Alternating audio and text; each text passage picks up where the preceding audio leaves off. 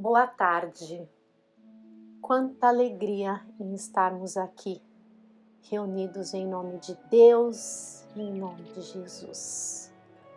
Com muita gratidão, vamos elevar a nossa prece. Pai nosso que estais no céu, santificado seja o vosso nome. Venha a nós o vosso reino, seja feita a vossa vontade, assim na terra como no céu. O pão nosso de cada dia nos dai hoje. Perdoai as nossas dívidas, assim como devemos perdoar os nossos devedores. Não nos deixeis cair em tentação, mas livrai-nos de todo o mal. Que assim seja, graças a Deus, graças a Jesus.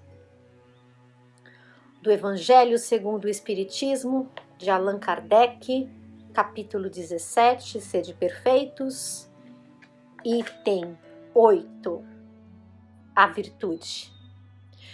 Esse capítulo é maravilhoso, porque ele nos traz grandes instruções.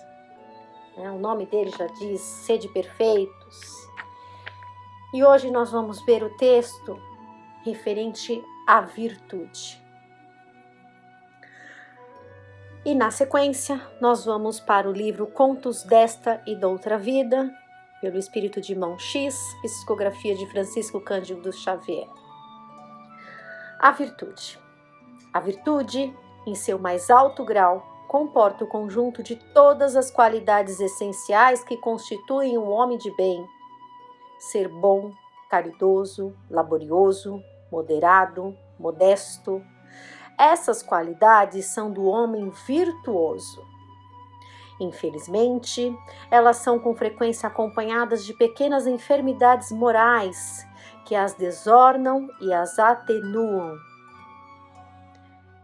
Nós sabemos da nossa necessidade de evolução, de quanto temos que nos lapidar, né? Trazemos dentro de nós virtudes que estão sendo despertadas aos poucos, algumas que nós já trazemos mais fortalecidas, e trazemos também as nossas viciações morais, e o combate a elas é extremamente necessário. E ao longo dessa jornada, dessa caminhada, há conflitos, há oscilações. O caminho da evolução, ele é composto por vários obstáculos, tá? Porém, à medida que nós vamos vencendo, nós vamos nos fortalecendo, nós vamos nos sentindo mais corajosos, mais fortes, e à medida em que somos testados em novas provas, em novas demandas, de alguma forma, nós trazemos essa bagagem, essa experiência, essa força e a coragem necessárias para vencer as novas dificuldades. Pequenas derrotas podem nos levar a grandes vitórias. Elas nos preparam. Então nós temos que ter muita coragem, muita confiança, na certeza de que Deus está nos amparando e nos colocando à disposição para remar, para fazer a nossa parte. Aquele que exibe a sua virtude não é virtuoso, uma vez que lhe falta a qualidade principal, a modéstia, e que tem o vício mais contrário, o orgulho. A virtude, em verdade digna desse nome, não gosta de se exibir. É adivinhada, mas se oculta na obscuridade e foge da admiração das multidões. São Vicente de Paulo era virtuoso, o digno cura d'Ars era virtuoso e muitos outros poucos conhecidos do mundo, mas conhecidos de Deus. O bem é silencioso, não é? Tantas pessoas agem como formiguinhas, trabalhando num trabalho discreto, porém em legítima ascensão, em legítima conquista e vitórias. Todos esses homens de bem ignoravam eles mesmos que fossem virtuosos, se deixavam ir na corrente de suas santas inspirações e praticavam o bem com um desinteresse completo e o inteiro esquecimento de si mesmos. Colocar-se à disposição, seguir de fato ao Cristo, seus ensinamentos, seus exemplos, estar disposto a sofrer dificuldades, mas que certamente nos prepararão para grandes vitórias, para júbilos. É a virtude assim compreendida e praticada que eu vos convido, meus filhos. É a essa virtude verdadeiramente cristã e verdadeiramente espírita que eu vos convido a vos consagrar. Mas afastai dos vossos corações o pensamento do orgulho, da vaidade, do amor próprio que desornam sempre as mais belas qualidades. É uma luta. Nós trazemos muito forte o orgulho, a vaidade, o amor próprio. Vejo quanto elas podem ofuscar as demais, né? As demais virtudes que nós temos. Não imiteis esse homem que se coloca como um modelo e glorifica ele mesmo, as próprias qualidades a todos os ouvidos complacentes. Essa virtude de ostentação oculta, frequentemente, uma multidão de pequenas torpezas e odiosas vilezas. Nós podemos ser envolventes, persuasivos e ter uma roupagem ali, né, que esconde as nossas dificuldades, planos, às vezes não muito sadios. Se nós olharmos hoje nessa exposição tão exacerbada nas redes sociais, na internet, existem vidas que estão ocultas ali, que aparentemente são pessoas dignas de nossa apreciação, de nossa admiração, que estão sendo exemplo de algo. Mas nós temos que investigar se realmente todas as suas atitudes e palavras condizem, né, ali com suas ações. E fazer esse mesmo exame de consciência conosco, né? Em princípio, o homem que exalta a si mesmo, que eleva uma estátua à sua própria virtude, aniquila só por esse fato todo o mérito efetivo que possa ter. Mas que direi daquele em que todo o valor está em parecer o que não é? Nós somos ou nós só parecemos? Quem é tem uma conquista verdadeira, forte, robusta. Quero admitir que o homem que faz o bem sente no fundo do coração uma satisfação íntima, mas desde que essa satisfação se exteriorize para recolher elogios, ela degenera em amor próprio. Veja como é tênue, né?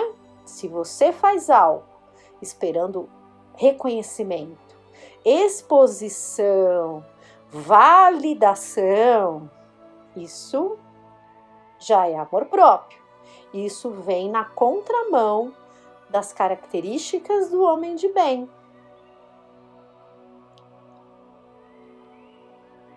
E muitas vezes isso acaba ficando de uma forma insustentável.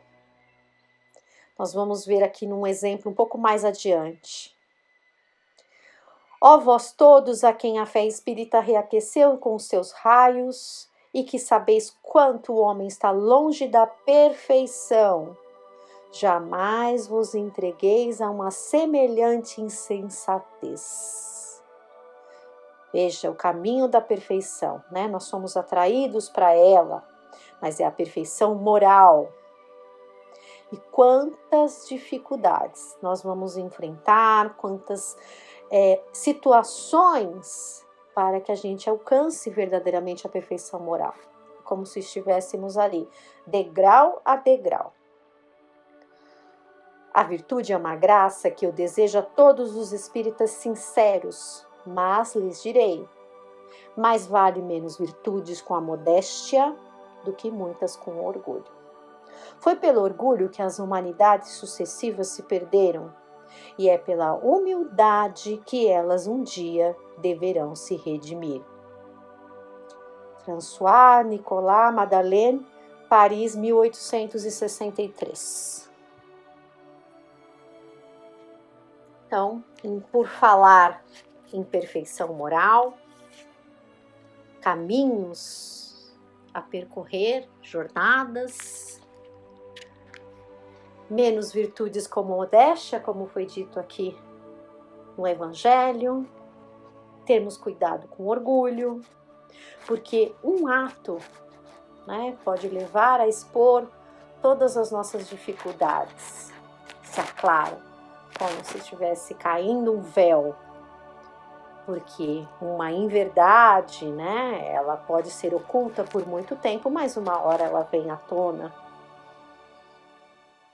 E também nós temos que ser muito firmes, muito fortes, porque um gesto, uma atitude podem colocar em risco esse trabalho maravilhoso de ascensão, né, de cura da alma, do bom combate, como disse e nos ensinou Paulo de Tarso, né, combater a si mesmo e nos levar ali a uma perda, né, uma perda entre aspas, no sentido de estacionamento, né, quanto esforço foi feito e no final das contas, né, acabou ali não dando continuidade.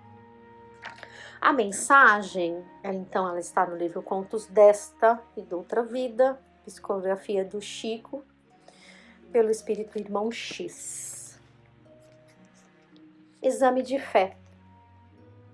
Certo homem que passou a destacar-se dos outros, evidenciando largo entendimento de fraternidade e de fé, a par de grande compreensão, atribuía a Deus a propriedade de todos os bens da vida. Acabara de construir o lar, iniciando a formação de sua família e associava-se com toda a alma a empreendimentos religiosos, tanto quanto lhe era possível.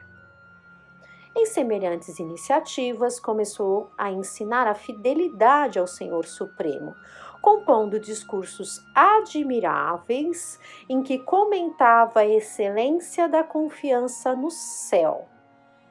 Deus, dizia ele convicto, Deus é o Criador de todo o universo e por isso mesmo é o dono de tudo e de tudo somos simples usufrutuários em seu nome. Almas, constelações e mundos lhe pertencem por toda parte. Recebemos por empréstimo santo de sua infinita bondade o berço em que nascemos, o lar que nos acolhe, as afeições do mundo, o conforto e a alegria. Então esse senhor, ele estava ali no trabalho e reconhecendo o poder de Deus, né? Então ele expressava isso de forma muito veemente em suas palavras sobre Deus, sobre a criação. A palavra dele inflamava imenso fervor nos ouvintes, que passavam a refletir com segurança sobre a grandeza do amor divino. Então, de uma certa forma, ele estava ali sendo referência, né, no que ele falava, impulsionando, influenciando as pessoas positivamente, né, da forma como ele estava colocando ali de tão categórica na sua fé, na sua confiança em Deus. E tão grande se fez a sua influência com que o Senhor, sensibilizado com tamanhas demonstrações de fé, enviou à terra alguns mensageiros para lhe examinar a verdadeira posição. Veja, o nome da mensagem é Exame de Fé. Então, ele vai ser aqui submetido a alguns obstáculos, a algumas dificuldades, justamente para comprovar a sua fé, para comprovar que o que ele está dizendo é o que de fato ele sente. O ser e o parecer. Vamos ver o que acontece, o que o irmão X nos traz sobre esse senhor. Os referidos instrutores começaram permitindo que a maledicência e a calúnia lhe amargassem a vida. E veja que isso é uma coisa extremamente comum, seja dentro de um trabalho mediúnico, de um trabalho religioso, num centro, nos nossos trabalhos, nas nossas famílias, no nosso círculo de amizade. Quando recebemos um ataque ali de uma fofoca, de uma calúnia, de uma maledicência, o que nos acontece? Imediatamente nós passamos a nos defender. Ataca de forma muito forte o nosso orgulho, a nossa vaidade. Mas nós nunca lembramos de uma coisa: se a nossa consciência está tranquila, por que é que nós ainda nos ligamos a esse tipo de situação, esse bombardeio? É imediato a gente ceder, né, a esses ataques, porque nós não confiamos em nós mesmos, né? Nós temos que provar sempre algo a alguém, provar que nós estamos certos. Vamos ver como ele reagiu. O herói da lealdade padeceu golpes terríveis que lhe enodoaram a dignidade, mas atribuiu todos os percalços do caminho a manifestações indiretas da celeste bondade e acabou exclamando sinceramente: meu nome pertence a Deus, que Deus seja louvado. Ou seja, ele com equilíbrio, né? Com sinceridade, como é dito aqui pelo irmão X, ele acabou vencendo esses ataques. Os emissários que o seguiam, observando-lhe a firmeza, deixaram que a perseguição gratuita lhe envolvesse o roteiro.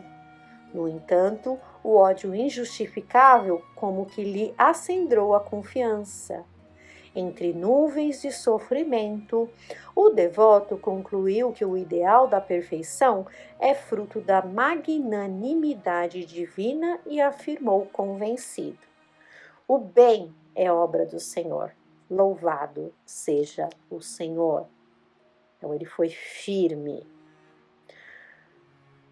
Os aludidos educadores concordaram em que fosse ele experimentado pela incompreensão. E o pupilo da fé se viu envolvido de aflição e ridículo, sentindo-se dilacerado e sozinho no seio do próprio lar. Aquele que está trabalhando pelo bem, muitas vezes, né, acaba sendo incompreendido pelos seus, por aqueles que o envolvem.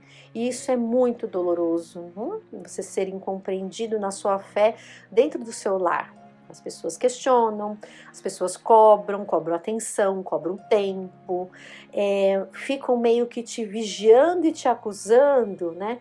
Nossa, você vai tanto no centro, nossa, você vai tanto na igreja e você não melhora nada, não é?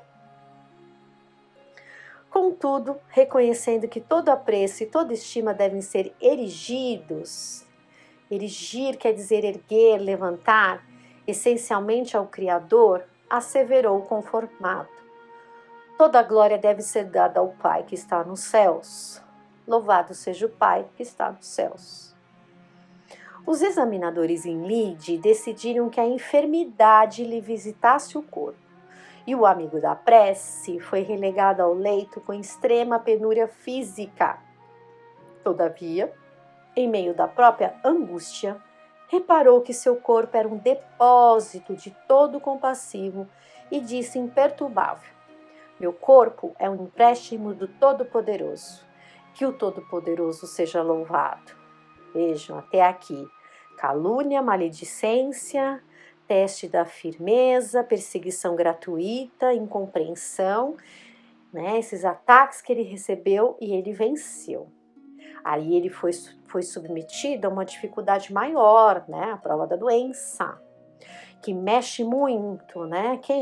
Até nós, espíritas, que sabemos da continuidade da vida, temos medo da morte, né? Quando nós sabemos que corremos esse risco, é uma dificuldade imensa, né? E a doença nos leva a ter ali mais humildade, mais paciência, a pedir ajuda, né? A se tornar ali mais parceiro, demonstrar sua fragilidade. Então, essa prova realmente é pesada, né? As outras também, mas essa é bem pesada. E ele conseguiu ser firme, né? Se entregou ali em fé, que o corpo era um empréstimo, né? O corpo é um empréstimo. E ele ficou aguardando, então, a vontade do Pai. E se curou, né? Continuaram os enviados celestes no campo da experiência e o homem de fé resistiu valoroso, superando amargura e desolação, tristeza e necessidade. Porque um dia recolhesse ele a presença da morte na pessoa de um dos filhos, acatando submisso à vontade celestial, os mensageiros da esfera superior endereçaram ao Pai Sublime, através de canais competentes, conciso relatório sobre a lealdade inflexível do crente valoroso que se encontrava na Terra. Então ele havia passado por muitas dificuldades, inclusive a perda, né, de um dos filhos, que a gente sabe, né, dessa dificuldade, dessa prova tão dolorosa, né, de perda dos filhos. Ele venceu tudo. Logo após, receberam ordem expressa da casa do Senhor para que lhe entregasse grande quantia de ouro como suprema prova de obediência. Então aqui, né, é dito que ele recebe um montante em dinheiro, né? O homem recebeu a dádiva generosa sob a aparência de um negócio feliz e entregou-se ao conforto da nova situação. Vejam, né? A gente busca o nosso desenvolvimento, sabemos da necessidade de suprirmos as nossas demandas, as nossas necessidades físicas, né? De moradia, de alimentação e tudo mais, e da necessidade do desenvolvimento de nossa inteligência. E assim, um olhar muito superficial para uma pessoa que passou por tantas dificuldades, ele receber ali um negócio que lhe desse conforto, né? Que desse ali um pouco de segurança para ele no final da vida, para muitos seria um prêmio. Parecia anestesiado quando orava e ébrio de alegria em todos os movimentos. Decorrido algum tempo, os instrutores espirituais trouxeram um companheiro de dificuldade que lhe implorou, humilhado e triste. Meu amigo, tenho 4 filhos doentes e venho pedir-lhe, em nome de Deus, por empréstimo, algum dinheiro para solucionar meus problemas. Espero resgatar minha dívida em 2 ou 3 meses. Então alguém vem e pede dinheiro para ele. Ante o silêncio do interpelado, reiterou quase em pranto: socorra-me por amor ao nosso Pai de bondade. Mas, com indisfarçável espanto, os professores divinos ouviram-no dizer, impassível, né, imperturbado, frio, sem emoção e entediado: não posso, não posso. Meu dinheiro é um patrimônio que custei muito a ganhar. Então aqui, como foi dito no Evangelho, o orgulho, a vaidade, o amor próprio acabou ali abafando tudo que ele havia feito. Com certeza tudo que ele fez tem um mérito, né? E até serviu de exemplo para outras pessoas essas provas de fé que ele teve, né? Mas não deu para ocultar que ele ainda teria essa necessidade de vencer o orgulho. Então fica essa lição para as nossas reflexões, que todos tenhamos uma excelente tarde. Que Deus nos abençoe.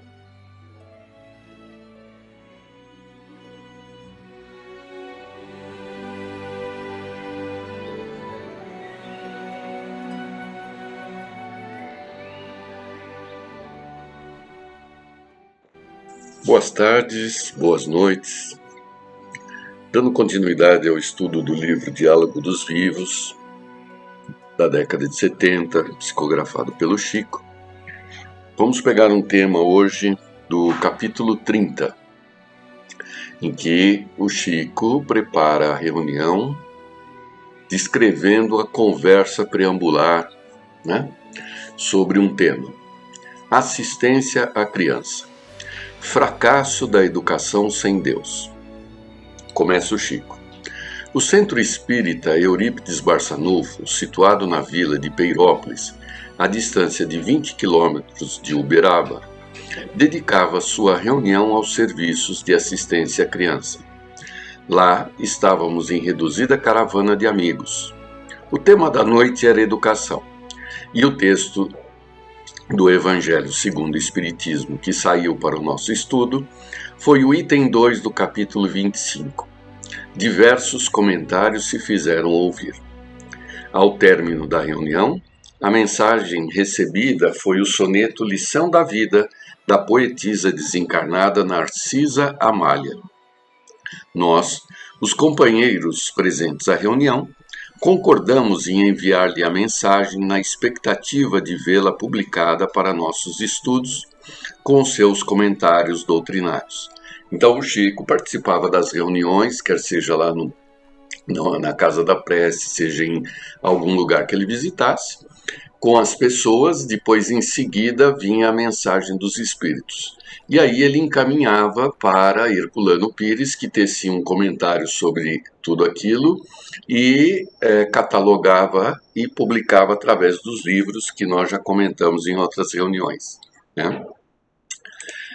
A coleção de que Herculano Pires colocou, né, na Era do Espírito, são 4 volumes, em que esse diálogo dos vivos compõe um desses volumes. Então vamos ao item 2 do capítulo 25 do Evangelho segundo o Espiritismo, que orientou a reunião. Ajuda-te e o céu te ajudará. Mateus capítulo 7, versículos 7 a 11. Pedi e dar-se-vos-á, buscai e achareis, batei e abrir-se-vos-á. Porque todo o que pede recebe, e o que busca acha, e a quem bate abrir-se-á. Ou qual de vós, porventura, é o homem que, se seu filho lhe pedir pão, lhe dará uma pedra? Ou, porventura, se lhe pedir um peixe, lhe dará uma serpente? Pois se vós outros, sendo maus, sabeis dar boas dádivas a vossos filhos, quanto mais vosso Pai que está nos céus dará boas dádivas aos que lhe pedirem. E aí, o comentário de Kardec, né? Segundo o modo de ver terreno, a máxima buscais e achareis é semelhante à outra: ajuda-te e o céu te ajudará. É o princípio da lei do trabalho e, por conseguinte, da lei do progresso. Porque o progresso é produto do trabalho, desde que é este que põe em ação as forças da inteligência. Na infância da humanidade, o homem só aplica a sua inteligência na procura de alimentos, dos meios de se preservar das intempéries e de se defender dos inimigos.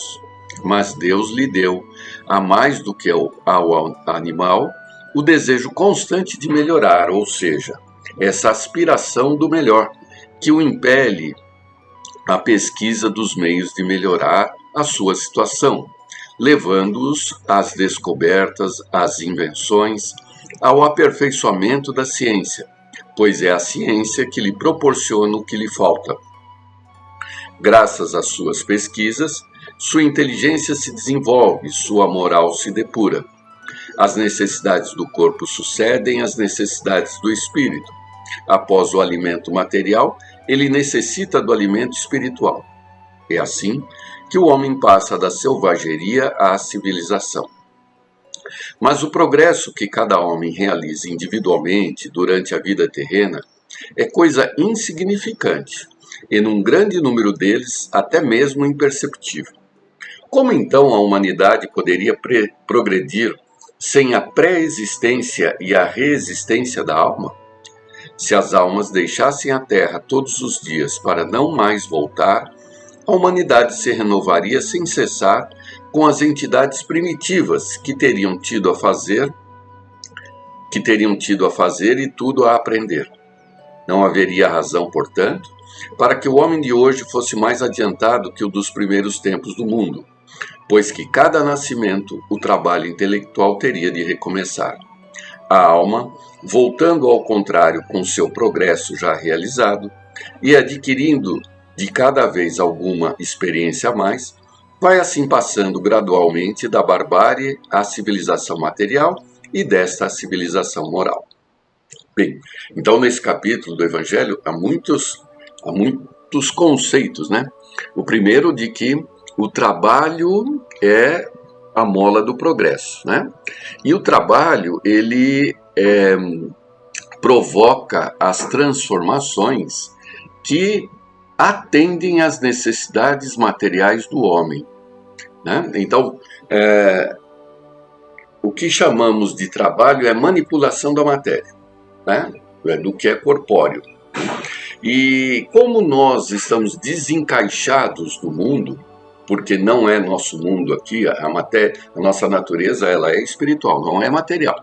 Então, quando estamos encarnados, há sempre desconfortos, há sempre incômodos, porque não atende toda a necessidade do espírito, é óbvio, né? Então, esses desconfortos provocam a busca de soluções, né? Essa busca de soluções nós chamamos de progresso. E assim o homem exerce a inteligência. Então ele fica de pé, ele está de pé, ele está cansado, então é um desconforto. Então ele vai inventar a cadeira, né, para que ele possa sentar. Aí ele pega um tronco, né, mas aquele tronco no momento está tudo bem, mas daqui a pouco ele é incômodo porque ele é pesado, né? Então o homem vai do tronco à cadeira e assim sucessivamente. E com isso ele exerce a inteligência manipulando a matéria. E com isso, a inteligência, uma vez satisfeita, como o texto coloca, das necessidades materiais, ele busca as necessidades morais, que são valores mais compatíveis com a natureza espiritual que temos. Então, que são valores morais, são fidelidade, as virtudes, né? O convívio fraternal, são conceitos que é o certo e o errado, a justiça, isso são valores morais, né? Que superam a cadeira, né? E isso é progressivo. Como é um processo, né? Então, colocando mais ou menos na ordem que numa ordem diferente de que Mateus colocou, mas é o pedir e obtereis, né? Então, primeira coisa, procuras e achareis, tá? Quem procura, acha. Achou o quê? Achou a porta, né? Então, se achou a porta, o que você faz? Batei e abrir-vos-á. A porta abriu, né? Se abriu, tem alguém ali. Então, esse alguém, você faz o quê? Pedir e obtereis, né? Então, você procura a Deus, encontra o caminho, pede a Ele e Ele passa para você aquilo que você necessita, não o que nós pedimos necessariamente. E também nesse texto do Evangelho, ele demonstrou logicamente a reencarnação, né? Por quê? Porque se nós nascêssemos e morrêssemos e não voltássemos mais, estaríamos sempre repetindo os aprendizados iniciais. E num raciocínio, né, lógico, ele demonstra que há um acúmulo de informações, há um acúmulo de experiências. E, portanto, a realidade do que se observa dos encarnados denota a existência da reencarnação, porque as pessoas trazem aptidões, conhecimentos, trazem dons, e não são excepcionais, né? Pintura, música, a gente se costuma valer disso. Mas o próprio ato de falar, né, é o resultado de várias encarnações e que estávamos aprimorando as nossas cordas vocais. E assim sucessivamente. Então, nessa observação, nesse texto do Evangelho, né, ficou demonstrada, logicamente, a existência, né, da reencarnação. Muito bem, reencarna-se, né, e nós reencarnamos primeiro. Qual é a porta de reencarnação? É a família, né? É a família. Através da relação sexual, né? Mas dentro de um código moral, essa relação sexual ela passa a ter mais responsabilidades morais, constituindo a família. diferentemente da natureza com os animais. A família implica em obrigações morais. E a reencarnação através da família, através do ventre materno, se expressa na forma de criança. Então, todos nós, na medida que vamos reencarnar sucessivamente, né, e muitas vezes ainda, vamos reencarnar repassando o processo infantil. Né? E o processo infantil, uma vez dentro da encarnação, ele precisa da sociedade, precisa da família e da sociedade, porque o bebê ele nasce desprovido de recursos para se manter vivo. Então ele precisa da mãe, ele precisa da família, ele precisa da sociedade para se adaptar a ela e dar os seus passos seguintes. E é aí que o texto bate. Então vamos, depois do Evangelho, né? E nós vamos à lição de vida de Narcisa Amália, que passou essa mensagem, né? Esse poema que vamos ler aí. Peço desculpa pela falta de entonação, né? Porque não tenho experiência a respeito. Vem o mestre à prisão para encargos de ensino. Guiava a jovem turma às lições do direito. Junto dele, estacou de chofre um carro estreito, a transportar um morto, um malfeitor menino. Então era um professor que estava com a sua turma, né? E na frente dele, um professor de direito, na frente dele parou um carro, né? E com um menino morto. Segunda estrofe. Fala à equipe curiosa um guarda em desatino. Matei-o, era ladrão e matador perfeito. O corpo envolto em pano é visto com respeito. Solene, o mestre exclama, infeliz assassino. Então o guarda apresentou lá o corpo, né, mostrou para eles, olha, é um bandido contumaz, né, apesar de criança, então eu o matei. E o próprio professor de direito, para a sua turma ali, aponta infeliz assassino. E prosseguiu. Volta ao poema. E prosseguiu. Já sei, o morto não me ilude. Para ser um bandido assim na juventude, certo nasceu da lama agarrado ao gatilho. Esse foi o parecer do professor. Logo em seguida, né? Depois descobre o corpo. Em todos vibra o espanto. O professor tombara a desfazer-se em pranto e gritava, ó meu Deus, ah meu filho, meu filho. Então, aquele a quem o professor havia classificado previamente de que era um assassino e que nasceu em comunidade complicada, e por isso virou bandido, na verdade era o filho dele que era um bandido contumaz, né? Versões modernas disso, né, aparecem aí a todo momento. Né? Não basta ser filho de professor, não basta ser de classe alta, não é isso que conta, né? E aí Herculano coloca o seu parecer, né? O engano do mestre.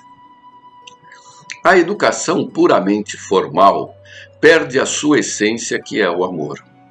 O mestre se habitua aos objetivos imediatos do ensino, esquecendo-se da formação moral e espiritual dos fins verdadeiros do processo educativo.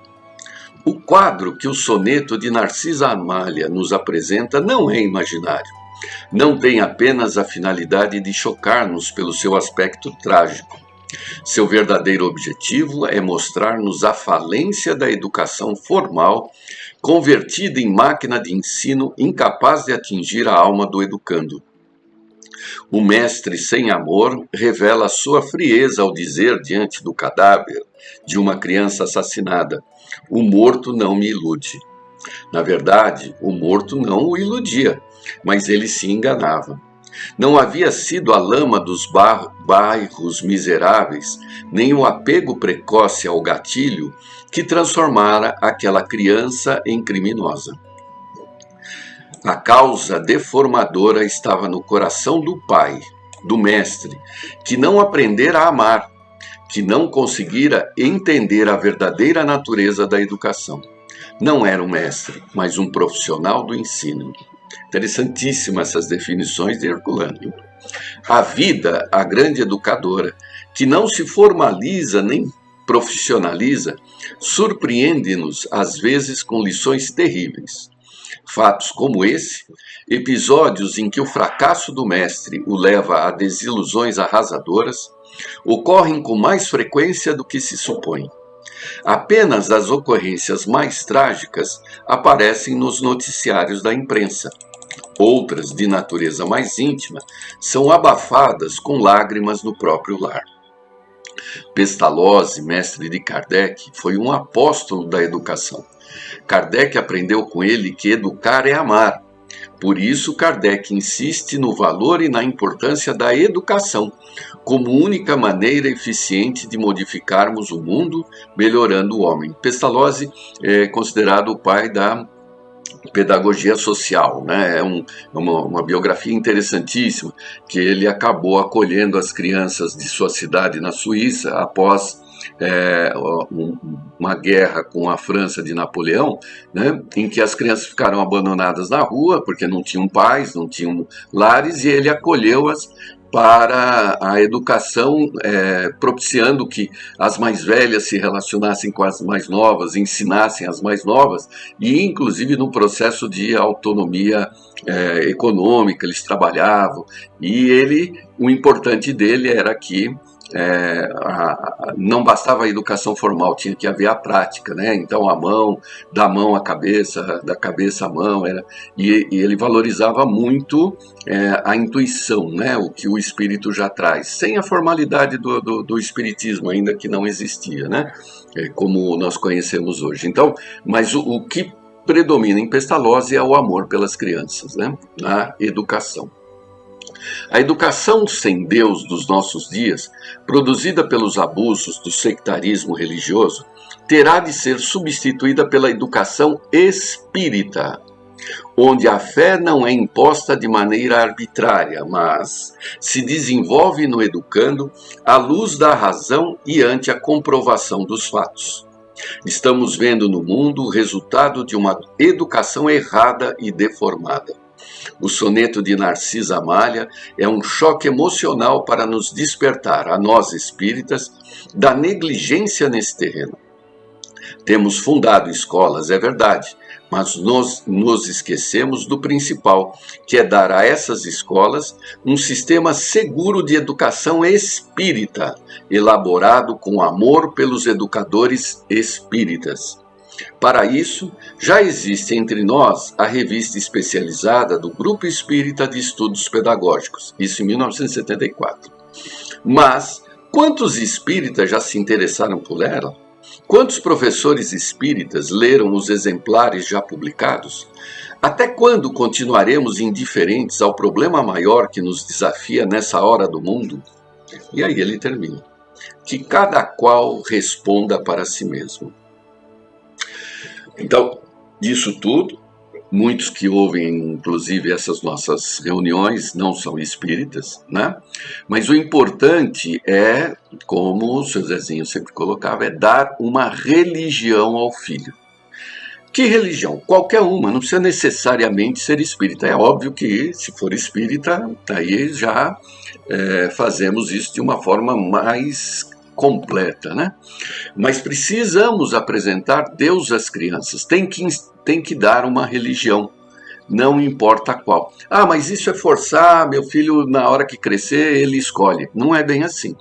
Porque quando nós nascemos, nos é imposta uma língua nativa. Né? Se eu nasci no Brasil é o português, nos Estados Unidos é inglês, se é na França é o francês. Ora, depois que crescemos, podemos até escolher outras línguas e até mudar de país. Mas eu preciso de uma língua para me comunicar entre as pessoas. Precisamos da língua divina para nos comunicar com Deus desde que nascemos. Bons momentos para refletir. Até a próxima oportunidade.